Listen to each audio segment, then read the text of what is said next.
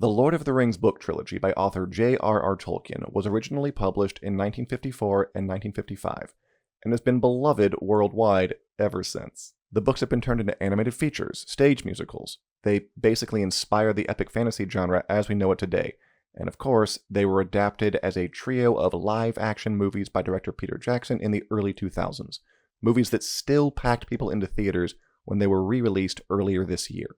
So, just to acknowledge my own bias here, I saw the Lord of the Rings trilogy when I was a kid, and I loved it, and it became a core memory for me, and now I am a bitter old nerd who is irrationally protective of it. But if you ask me, every attempt Hollywood has made to follow up on the success of that trilogy has fallen pretty short of satisfying. First came the Hobbit trilogy in the 2010s, a 3-movie adaptation of a book that is significantly shorter than any of the 3 Lord of the Rings novels. The story is just stretched way too thin. They try to pad it out by adding framing stories, love triangles, they expand on things barely mentioned in the book, and none of it is as good as what Tolkien wrote. Much of it is significantly worse. You know, Tolkien was a professional philologist at the University of Oxford. When he was writing his books, he took great care with the language, which was often elegant and clever and poetic. The grey red curtain of this world rolls back, and all turns to silver glass. And then you see it. White shores, and beyond, the far green country, and a swift sunrise. And no offense to the screenwriters behind the Hobbit movies, but they're just not on his level, and you can tell. Why does it hurt so much? Because it was real. Since 2022, Amazon has been airing The Rings of Power on Prime Video, a TV show set thousands of years before The Lord of the Rings proper, during the Second Age of Middle-earth. So basically, in 2017, Amazon founder Jeff Bezos told his people to bring him the next Game of Thrones, back when Game of Thrones was at the height of its popularity, and this is what they came up with. And I think it's important to mention that origin story, because watching this show, you do kind of get the idea that it's less of a labor of love and more of, like, a corporate obligation. A lot of the original characters and plot lines are kind of dull, they sub in fan service for story, and there's a general sense of hackiness that kind of hangs over the whole thing. Like, the show takes a mythic, iconic character like the Dark Lord Sauron and reduces him to a sort of Kylo Ren-esque smoldering bad boy type. Maybe because that's what the analytics said people wanted, I don't know. I do not hate the Rings of Power like some fans do. I like the dwarves, the special effects are good, it has its moments, but it is not great. And the ratings are definitely below where Bezos wanted them, so I don't think I'm the only one who feels that way. Part of the problem here is that the creatives behind these projects just aren't making the right choices, in my opinion. I think a single Hobbit movie that actually embraced the small-scale whimsy of the book could have been great. I think a TV show set during the Second Age of Middle-earth could be good. It's just that this particular show lacks inspiration. But another part of the problem is that they're not choosing the right stories to adapt in the first place. Like, did you know that there was a new Lord of the Rings movie released in 2024? It was called The War of the Rohirrim, and it's based on a historical footnote from the books about the Fortress of Helm's Deep. It bombed hard at the box office, both because the movie itself was all a fine, and because I don't think this is the kind of story that's going to get people very excited. And it looks like Warner Bros. Wants to keep going down that path. They're working on 2 Lord of the Rings movies at the moment. First up is The Hunt for Gollum, which covers a kind of side story that happens in between the events of the Fellowship of the Ring, where Gandalf and Aragorn go looking for Gollum so they can pump him for information about the One Ring. Starring Kate Winslet as Gollum's grandmother, probably. And sure, this movie could be good. Anything could be good. But Tolkien chose not to write much about these events in his books, probably because he didn't think they were worth writing that much about. And yet here we are, making a whole movie about them. Then there's The Shadow of the Past, which will adapt a bunch of early chapters from the Fellowship of the Ring, where the hobbits leave the Shire and run into a guy named Tom Bombadil, who wears yellow boots and sings a lot. And again, that could be entertaining. I know Tom Bombadil has a lot of fans, some of them ironic fans, but still fans, but there's a reason pretty much every adaptation of The Lord of the Rings in the past 50 years has left these bits out. Even Tolkien himself admitted that Tom Bombadil isn't important to the narrative. What's more, the movie is going to be written by late-night host Stephen Colbert and his son Peter McGee. And that's not necessarily a bad thing.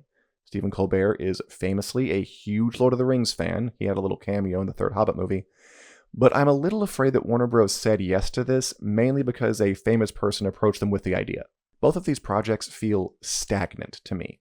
Like, they're not moving beyond the original trilogy. They're just picking the bones clean instead of giving us something new to chew on. And there are heartier meals out there. In fact, there is a foundational book set in the Lord of the Rings universe full of epic, exciting stories that have never been put to screen. I am, of course, talking about...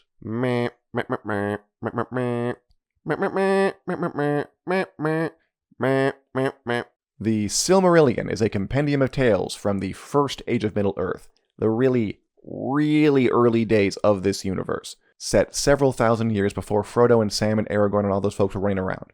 The elves are new, men are newer, and Sauron is just a second in command to a much bigger, much badder Dark Lord named Morgoth.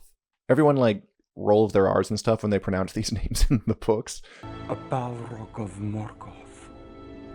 But I'm just going to kind of say him as written so I don't sound like too much of a tool. Tolkien began working on the Silmarillion stories in 1914, when he was in his early 20s and on leave from World War I. That means he started writing this thing long before he wrote The Hobbit or The Lord of the Rings. In some ways, it's the book that Tolkien cared about the most. But the Silmarillion isn't a straightforward, A to B to C story like The Hobbit and The Lord of the Rings are. It takes place over hundreds of years and is made up of many different interrelated stories, some of which are absolute bangers it would be great to see on screen, and some of which you could probably cover in prologue form or something. The Silmarillion is a complicated beast of a book, and the best way to give you an idea of what an adaptation might look like may just be to summarize it.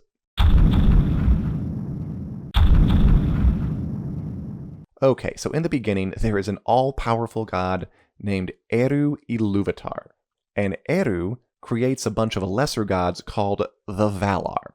If Eru is like the Christian god, the one ultimate king of all creation, then the Valar are like Greek gods. There's a god of the sky, there's a god of the stars, there's a god of wrestling, and so on. Sauron is also one of these lesser gods, by the way, just not as powerful as the main ones. Anyway, Eru bids the Valar to sing a song of creation, and their melodies bring into being Arda, the world. A bunch of the Valar descend into Arda and try to make it nice, because they know the elves and men are going to awaken there sooner or later, and they want them to be comfortable. But there is one among the Valar, the most powerful of them, who is an absolute dick.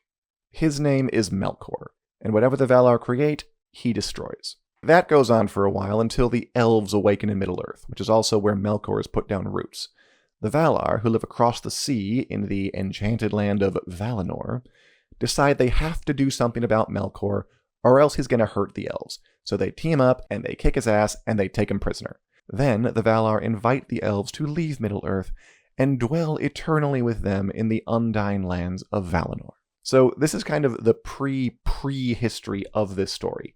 And if I were in charge of making a Silmarillion movie, I think I would consign it all to a prologue, kind of like the one that opens Jackson's Lord of the Rings trilogy. It began with the forging of the great rings. 3 were given to the elves, immortal, wisest, and fairest of all beings. Anyway, after that, there's peace for a few hundred years. Then an elf named Fëanor, who is a very talented smith and also kind of an arrogant jackass, makes 3 really, really pretty jewels called the Silmarils. The Silmarils store some of the light from the 2 trees of Valinor, which at this point in time are the only light source in the world, the sun having not been invented yet. By now, Melkor is out of prison and acting like he's reformed. But of course he's not, so he destroys the 2 trees, steals the Silmarils, kills Fëanor's dad, and then fucks off back to Middle-earth, whereafter he becomes known as Morgoth, the black foe of the world. Fëanor is not happy about this, and he and his sons vow to get back the Silmarils at any cost, which leads to them doing some seriously messed up stuff, like killing other elves. Fëanor leads a lot of his people, called the Noldor, out of the blessed land of Valinor so they can follow Morgoth to Middle-earth, essentially leading them all into exile. So this is all extremely dramatic, and it does involve some characters we know. Galadriel from The Lord of the Rings is among those who follow Feanor to Middle-earth. But I don't think this is the first Silmarillion movie that I would make, where I'm in charge of everything, because it doesn't really have like a clear ending. So Feanor leads the Noldor to Middle-earth, dies almost immediately in a battle, and then the elves basically fight Morgoth to a standstill that lasts for hundreds of years. I think you could maybe see some of this stuff in flashback, or cover it in the prologue, or maybe even do a prequel movie later on, but I don't think you start here. Now, if I were in charge of the Silmarillion adaptation, I think I would begin with The Tale of Beren and Luthien, which goes down about 450 years after the Noldor come to Middle-earth.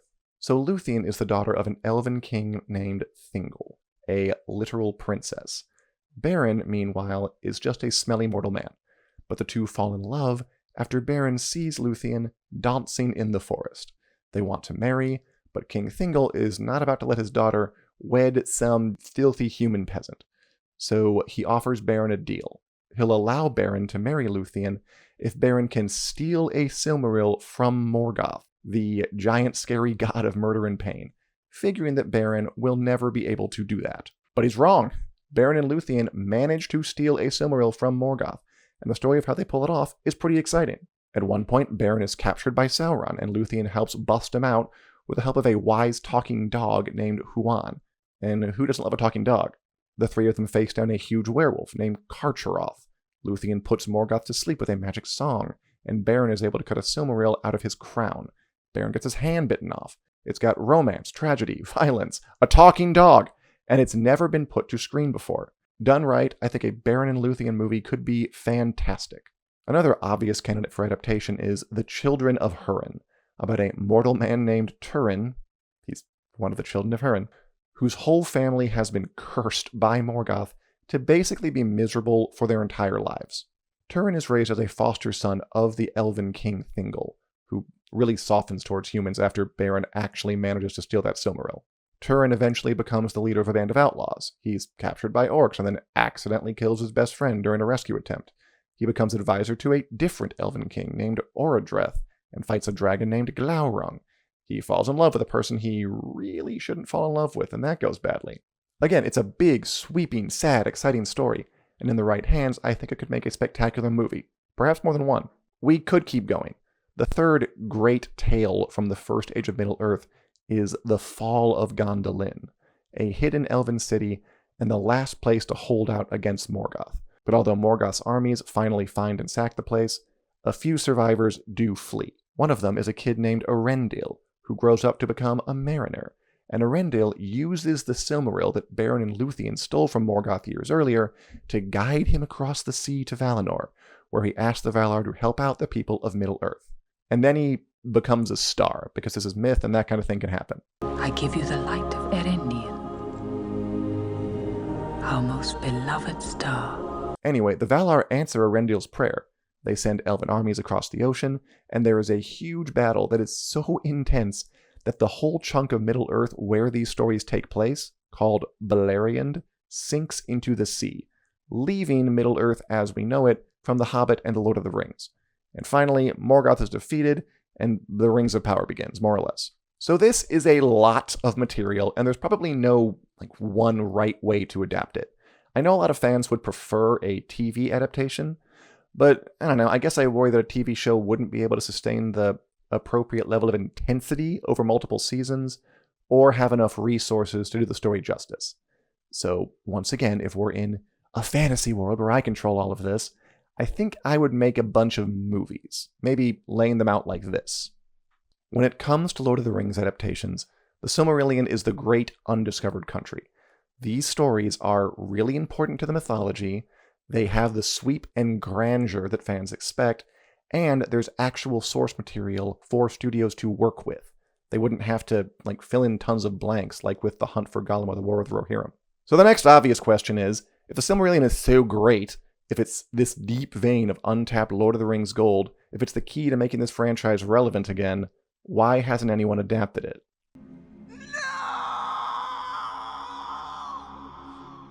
The most obvious reason why no one has yet adapted the Silmarillion to the screen is because they are not allowed to. To make another long story short-ish, J.R.R. Tolkien sold the movie rights to The Lord of the Rings and The Hobbit to United Artists in 1969, purportedly to help him pay a tax bill. Look, it's expensive raising 4 kids on a professor's salary. In 1976, United Artists sold those rights to the Saul Zaentz Company, which is the group that New Line Cinema and Warner Bros. Dealt with when making The Lord of the Rings and The Hobbit trilogies. And then the Saul Zaentz Company was bought by a company called Embracer Group in 2022. And they've gone through a few internal changes since then, but we're just going to stop there because this is complicated enough already. So basically, Embracer Group now holds the rights to make movies based on The Hobbit and The Lord of the Rings, while New Line Cinema and Warner Bros. Maintain long-term licenses in the IP. However, neither Tolkien himself nor the Tolkien estate, which now manages his work, ever sold the screen rights to The Silmarillion, which was only published in 1977, 4 years after Tolkien's death. Tolkien's son Christopher did a lot of editing to get the book into shape. So the Tolkien estate, which is run by Tolkien's actual descendants, still has the movie and TV rights to The Silmarillion. They've just never sold them to anybody. Why not? Well, only the board members know for sure, but it could be because they don't want some studio botching Tolkien's favorite work. Christopher Tolkien famously hated what Peter Jackson's did with the Lord of the Rings trilogy. Hard as that is for a giant fan like me to understand. So maybe the estate doesn't want to risk some hack turning the tale of Beren and Luthien into gristle for the IP press. But I don't think that explanation really holds up, because Christopher Tolkien always seemed like the guy in the family who was the most touchy about protecting his father's legacy, and he stepped down as director of the Tolkien estate in August of 2017. And then, not 3 months later, the Tolkien estate sold the TV rights to The Hobbit and The Lord of the Rings to Amazon for $250 million, which is how we got the Rings of Power. So once Christopher Tolkien retired, the Tolkien estate was awfully quick to part with this valuable IP in exchange for huge sums of money. And again, while there are things I enjoy about the Rings of Power, I don't think anyone could watch it and say that it really honors Tolkien's legacy. This show changes way more about the mythology than Jackson's Lord of the Rings movie trilogy did, and you don't hear anyone from the estate complaining about it. So I just don't buy the idea that they're refusing to sell the rights to the Silmarillion because they couldn't bear to see a subpar adaptation. Clearly, they're willing to put up with a lot for the right price. There is one other potential legal hurdle worth mentioning. So when Tolkien first sold the movie rights for The Hobbit and The Lord of the Rings to United Artists, he did not include the rights to the Silmarillion. At that point, it wasn't even published in book form yet. However, the United Artists deal did include matching rights in related literary works, and the Silmarillion does qualify as a related literary work. So far as I can tell, and I'm not an expert, this stuff's pretty arcane, that means that if the Tolkien estate ever does decide to sell the rights to the Silmarillion, Embracer Group would have the right of first refusal. So they would have the opportunity to match whatever bid another company put in on those rights. So maybe the Tolkien estate doesn't want to sell because they don't want to trigger that clause and get into like a whole legal mess. But I don't think that's an insurmountable problem.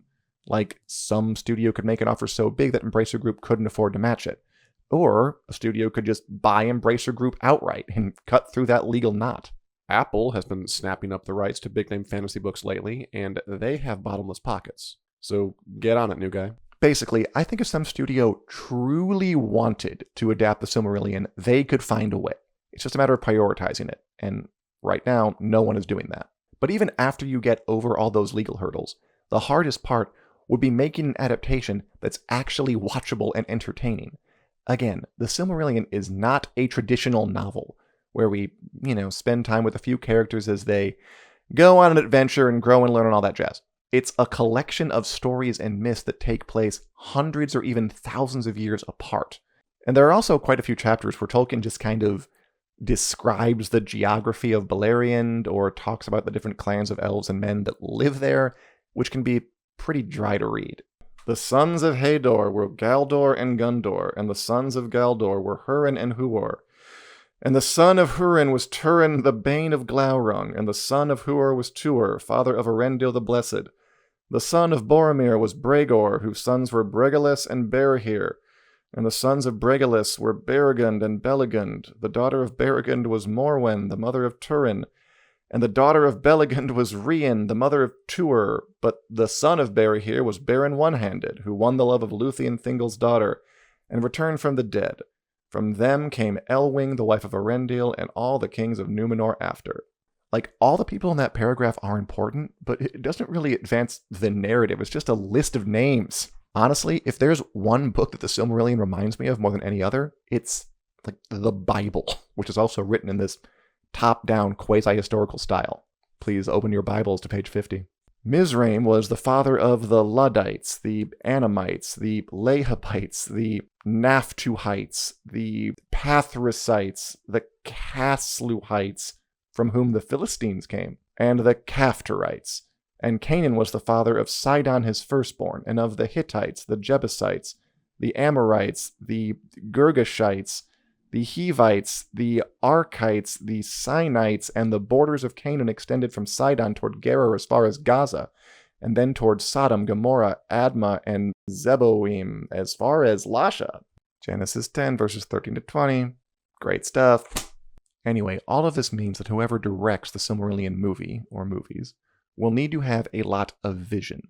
They'll need to be able to take these very self-serious sketches of stories and turn them into narrative films that people can connect with. And I think that can totally be done. Again, these base stories are really entertaining and have a lot of twists and turns, and there's a ton of great prose that a director can use to find the right tone. But it would have to be done very carefully. Like, you couldn't stretch these stories out too long or cut them too short. You'd have to decide how much to show in the present, how much to show in prologue or flashback. You could probably fill out some of the characters a little bit, maybe add some humor where it's appropriate, but not too much, or the story will lose the mythic quality it has in the book. However this mystery director approaches it, a Silmarillion movie series would be something new under the sun. And if it's done well, I think people would eat it up. Both the hardcore Tolkien fans who have been waiting for something like this, and the more casual fans who deserve better than Fellowship of the Ring side quests. Basically, I just want to see an official Silmarillion movie before I die. But until that happens, I guess the AI version will have to do. There is no line left to hold. We fall back to the safety of the Northern Lands, or we die on this plain! He is right, there is nothing left to hold.